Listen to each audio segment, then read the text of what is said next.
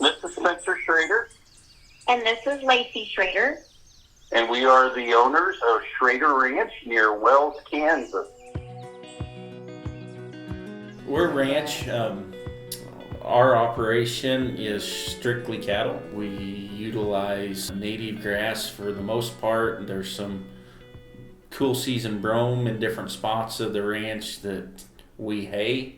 Of course, this year's been dry and not all of it did we hay because the early rains were so far and few between. But we're strictly cattle, seed stock / commercial operation, and don't do any tillable.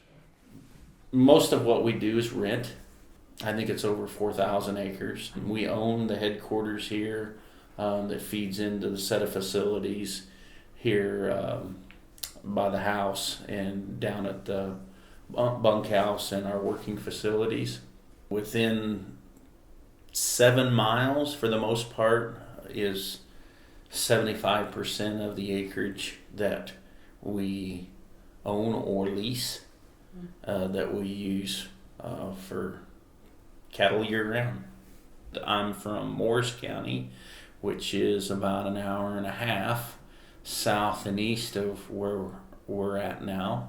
Both of us had interest in animal agriculture, and both of us grew up on cattle operations. Laci grew up on a small Charolais operation. I grew up on a diversified operation that dairied, had hogs and beef cattle at one time. But as we graduated and from college and looked for careers, neither one of those places were large enough to sustain another family. So when I graduated, I took a job initially as assistant manager as a feed yard for about a year, and then transitioned into pharmaceutical industry. And Laci graduated in 3.5 years. She was the brainiac of us all, and we lived in Abilene initially when we were married, and helped both of our families' operations at different times, back and forth whenever we could, weekends, when we lived in Abilene.